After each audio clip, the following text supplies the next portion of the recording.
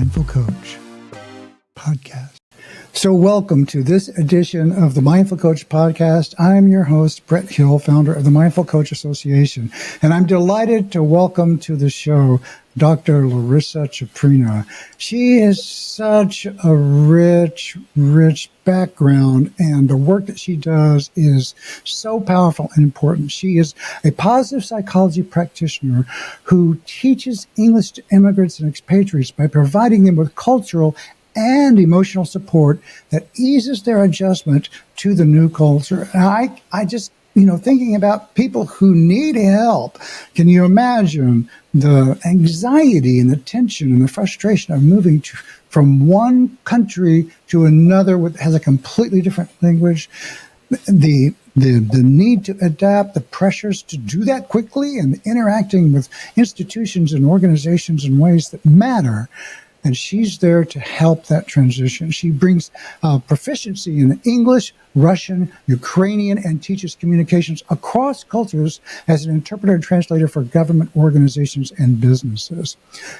Now get this, she has a PhD in educational psychology and cultural studies from the University of Tennessee, and also a master's degree in linguistics and teaching English for speakers of other languages.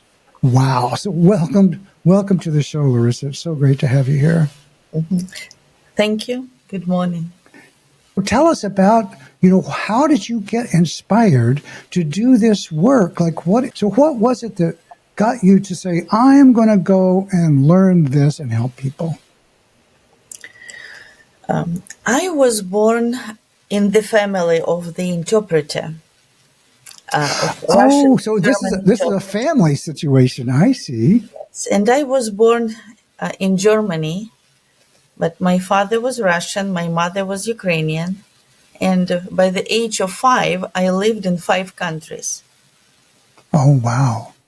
So the interest for languages and cultures really were from my very early age. I see. By the age of 10, I decided that I would like to be a teacher and to teach languages, and I chose English. From the very early age, I also understood the power of the word, and I said, my word is my wand. So I believe that there is a wand, magic power, and the language is the one. So this came from your experience of moving so often and where's the help? Is that right? You were like, how can I get help?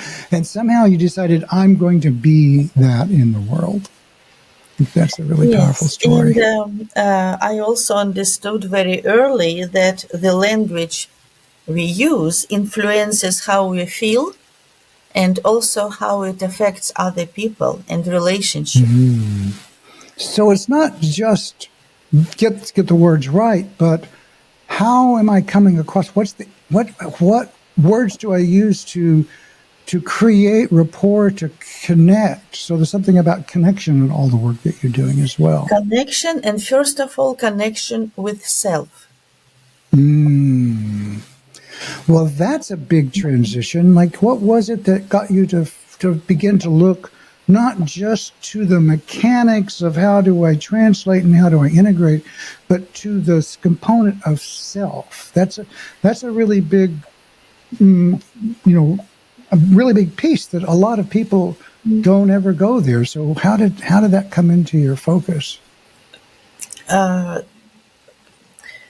Professional interest in cross-cultural communication also brought me to deeper study who I am and how people consider themselves who they are. And all the components or roles, as it turned out, it's not who we are. Because they are changing, they are not permanent, they can be frustrating, they can be in transition. So if you put attention only one sphere of your life and associate yourself either with work or family or role in the organization, you might miss the main core who you are. And this is why inner dialogue and understanding our not basic, most innermost values that define ourselves is the most difficult but also important step in coming into power and be comfortable in any culture, in any language. Oh, wow. That's so powerful. So if I hear you, what you're saying is that when you connect to yourself, then that is what helps you really make a transition as challenging as moving into a new culture, because then you're connected to something bigger than the challenges you're having. Yes, so we are talking more about spirit and resilience. And resilience, it's like a willpower. It is what makes you move, cry, excited.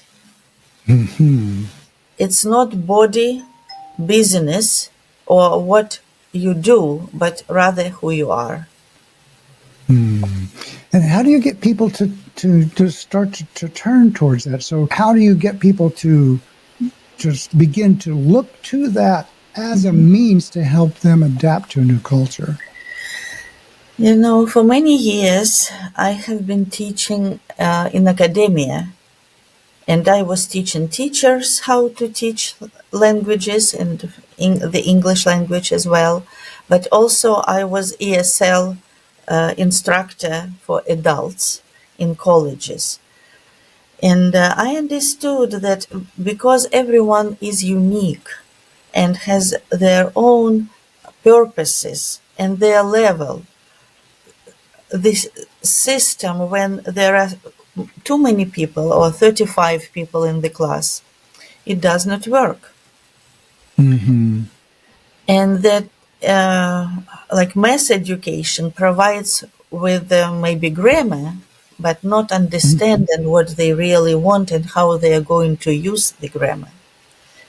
So 7 years ago, I started my own coaching services, and I call it ESL and Culture Coach. I call it services, and I call people who work with me learners, and we learn together. And first of all, I have a deep self-assessment to understand why they want to learn the language, and also what they think about themselves as a learner or as a person, or in the future, what dreams and goals they have. And in many cases, people already know English grammar, or good vocabulary.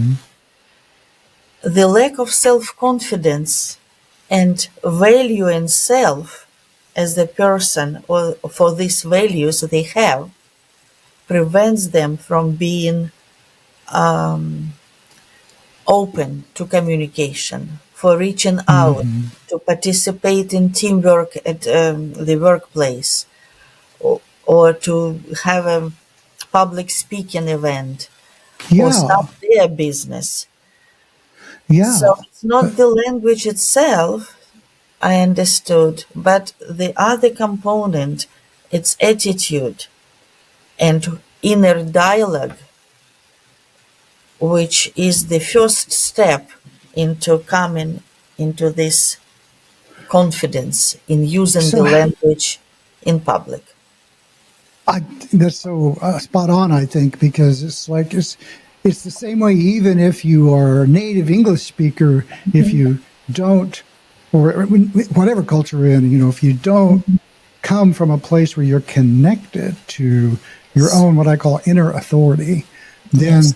that doesn't come through in your words. And so even though you might have a big contribution to make, people just, the truth of your feeling is not coming across in your expression.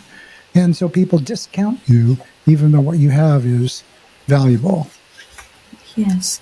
So it is especially true for non-native speakers, then the thought that their accent is very thick, or maybe they don't speak good English, or they don't know the culture. Just this thought makes them frozen. In my work, it's like I would say, what is your relationship to not knowing? It's kind of like when you don't know something, does that just stop you? And sometimes it does, because you just don't know what to do literally. But then how do you begin to engage in those circumstances? It becomes a real important question. I have a question for you, though, before you go on to that, is like, how did you start to do that work yourself? Because here you are, studying languages, and somehow, though, you turned to yourself and said, I need to really connect with who I am in order to do this work well. How did that come to you? Part of the positive psychology is understanding what makes us effective, efficient, and putting attention on what we have. And what we have is, I have myself first. And understand that I am enough as I am is very important.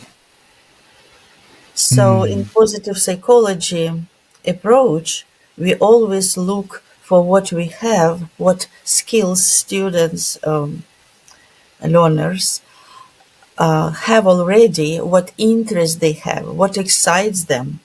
And then we can go to the direction what they want to achieve, rather than to dwell on their errors or missing pieces. We just what they want to learn and what they have now. It's true, because as we get so connected to what's not working or the gaps that we forget sometimes.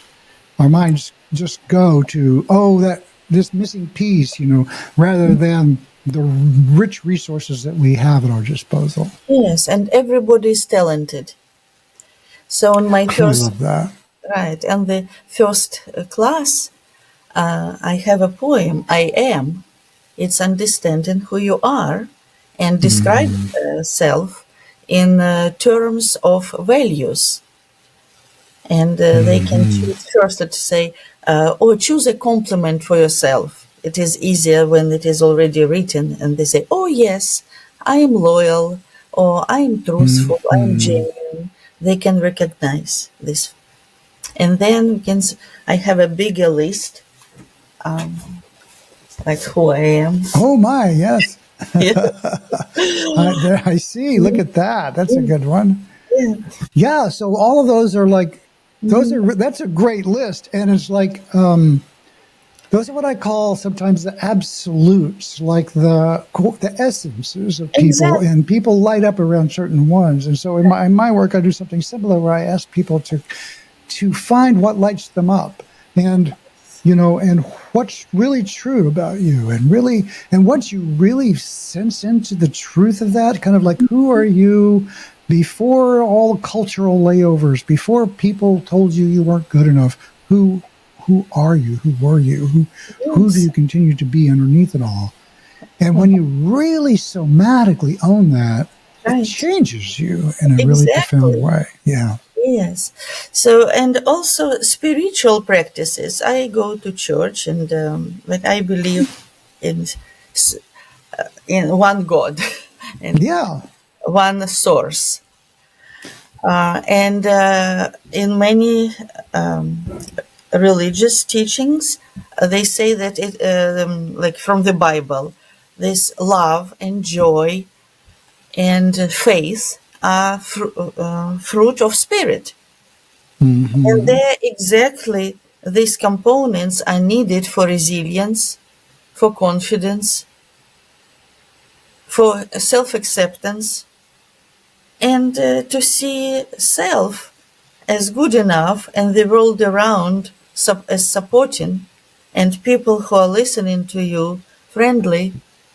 And then somatically your shoulders are straight, You can breathe nicely, or brain opens, you smile, and this immediately gives an impulse to the brain to relax, to produce serotonin. And it is like holistic approach to who we are. And when they write their poem, they say, "Oh, it's beautiful. I am beautiful." And then you can see the posture is different, right? And they are relaxed, and they are putting this poem in their room and decorate it, and it really helps them to be in their power. And I also mentioned that these qualities are always with them, regardless of outside circumstances. So whenever they feel fear or doubt, they can always remember who they are, and it immediately gives them energy. The book Power versus Force, there is a map of consciousness, and now scientifically it was proven. So we are electric being, and our emotions can be electrically measured. And when we have courage, it's already 200 units of power. And then we can have a willingness to do something, intent, it goes up. And then we do something with love, it's very high. But joy is the highest. So this is like a framing that people might have a relationship to in the concepts of like a vibe, like raising your vibe or higher vibration, because we're talking frequency here, right?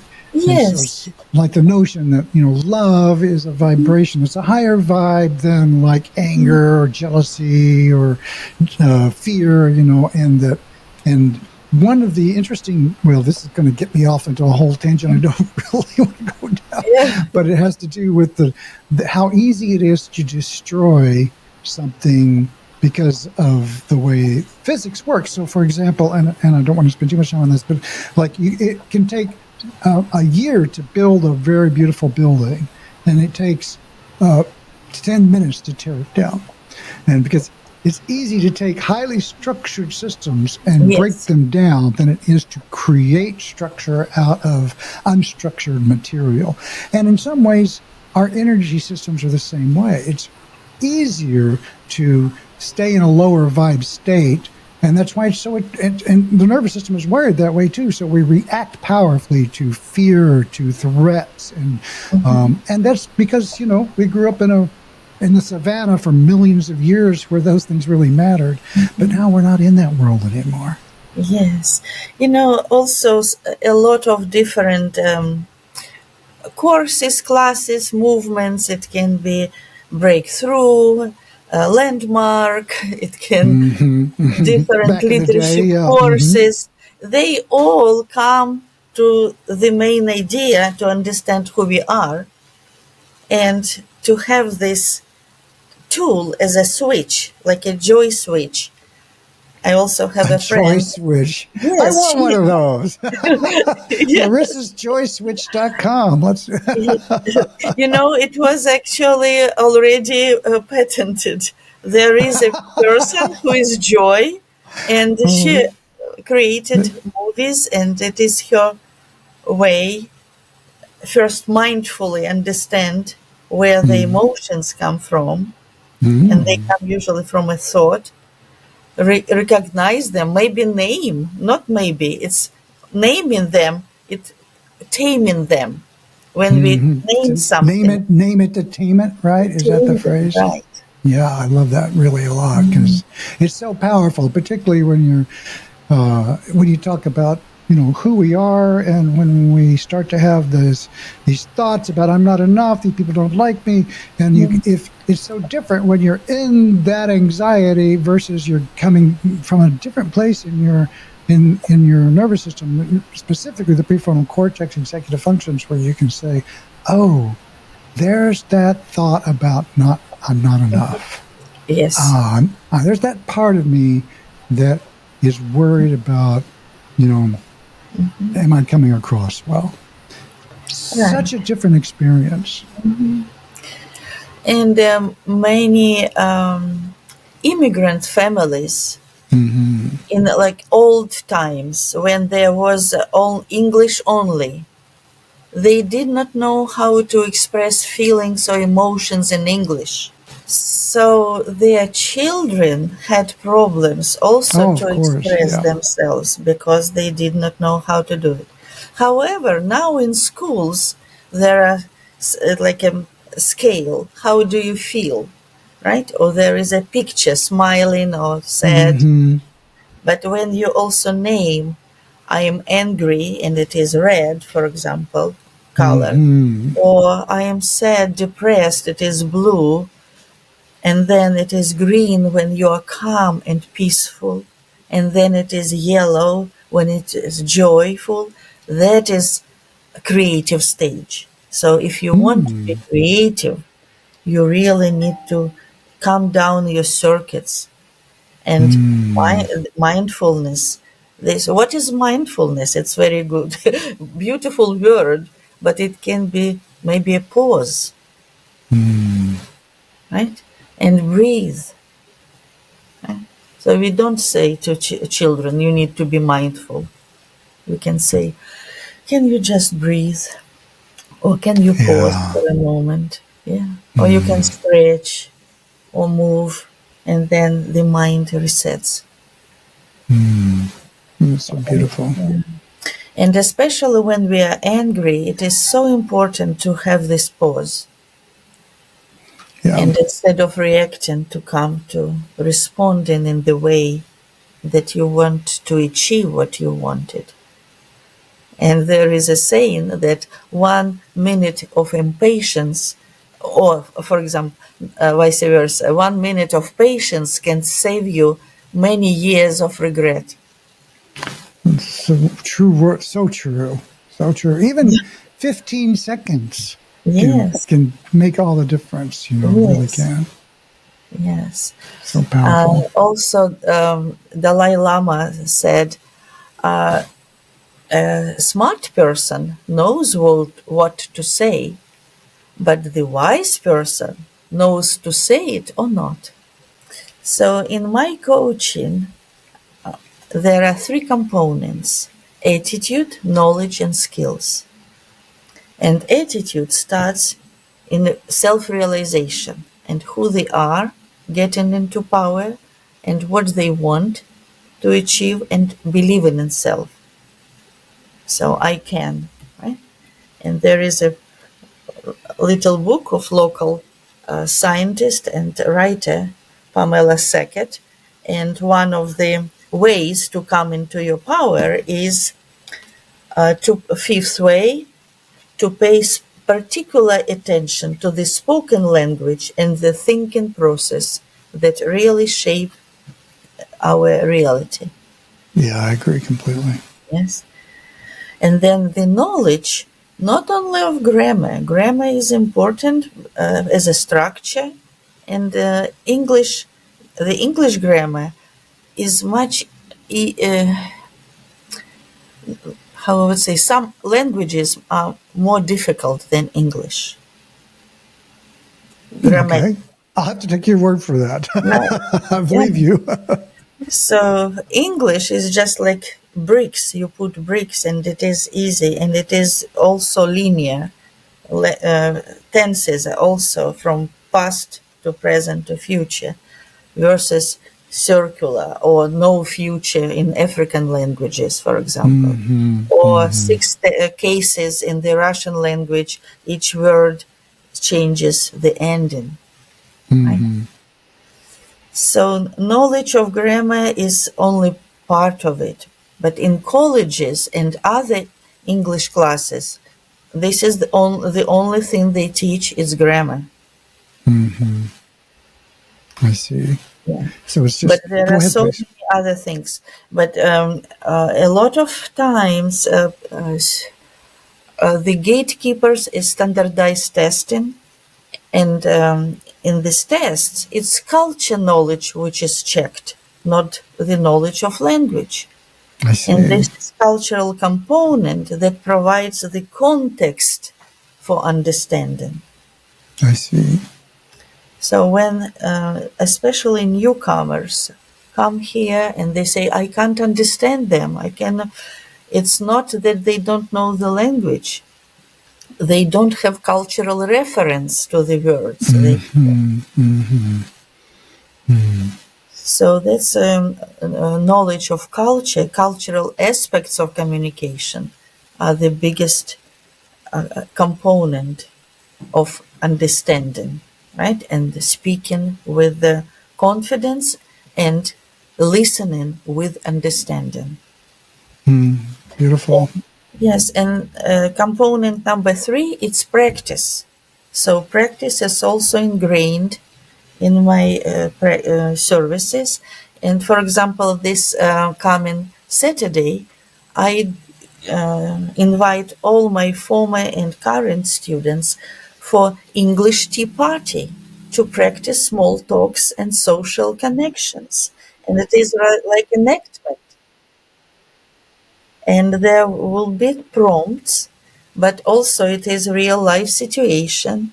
And to see that it's not only words, but also body language and facial expressions and gestures, and again how they present themselves, what they think about themselves when they say. Sure.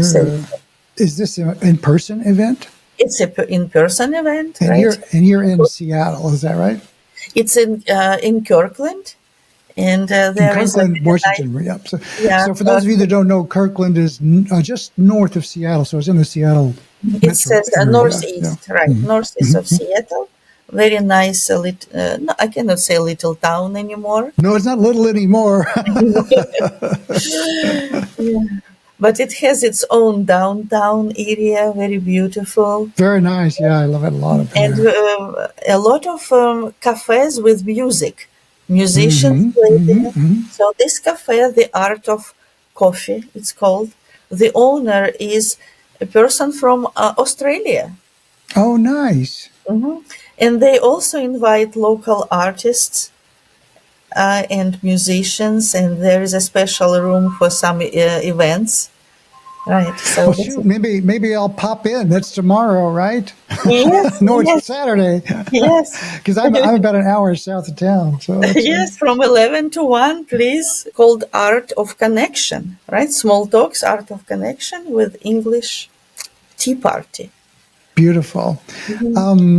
So let me ask you then, what is it that if you were to say something to people who are struggling in a way and also to people who are coaching and working with people who are struggling, what would be like your key,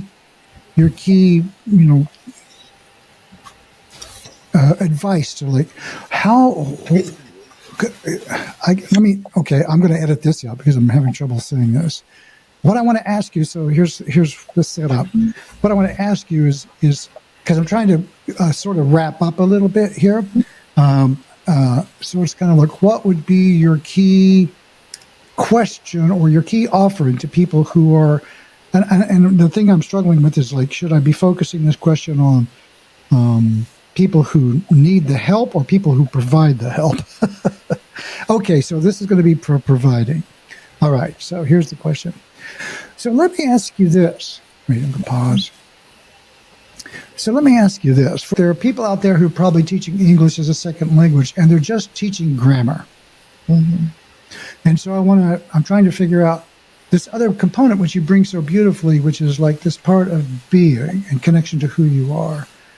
So people who are out there who haven't quite made that connection yet, where can they begin to work? And it might be as simple as, take a course in mindfulness or take a course in positive psychology. It might be something like that, whatever it is that helps. Does that make sense? Yes, it does. And because mindfulness, it's inner dialogue is the first step for any activity and for profession. Yes. Yeah, yeah. And Go ahead. mindful people usually are careful.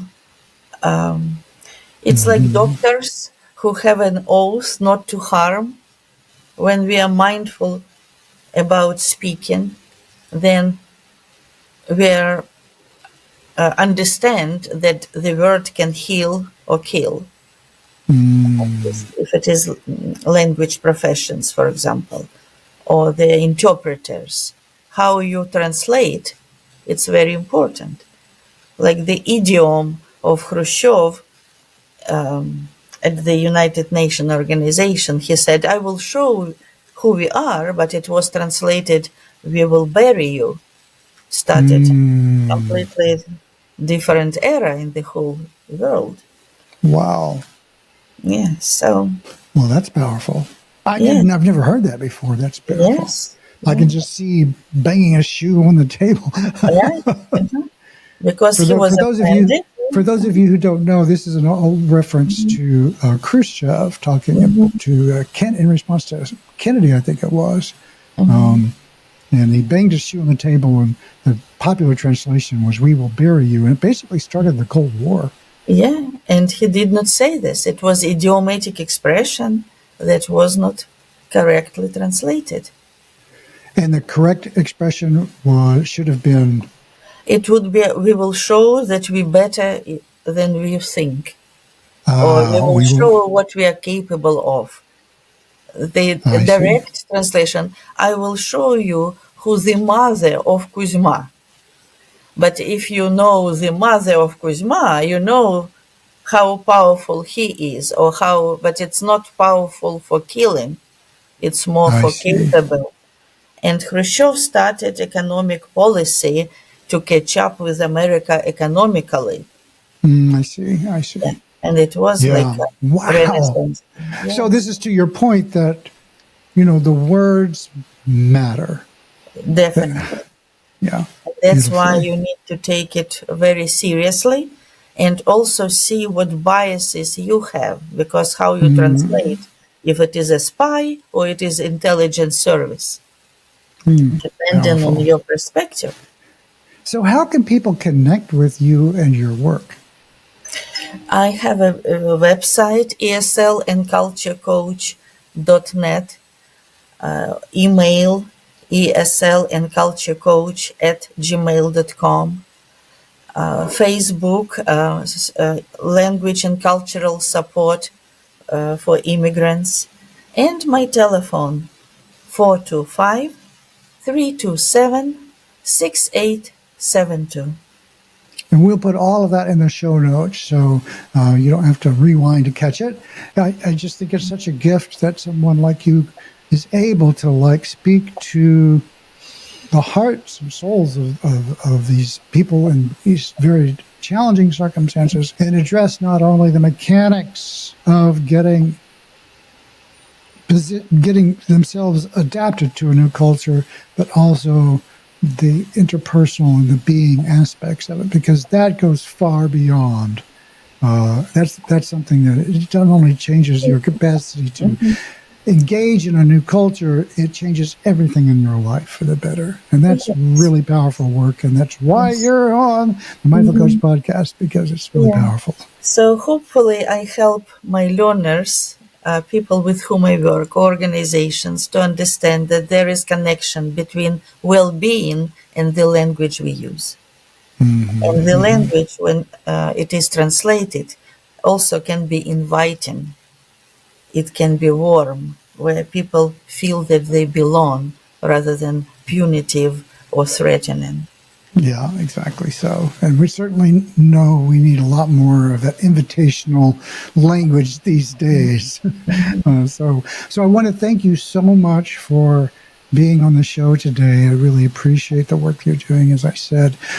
If you could leave our listeners with one thought, what would that be? So you are powerful. Think of yourself as good enough. Use language that is inspiring, kind, and that inspires you for greater things and people around. Well, I feel inspired, and I'm sure our listeners do too. Thank you so much, Larissa. It's been a pleasure having you on the show. Thank you.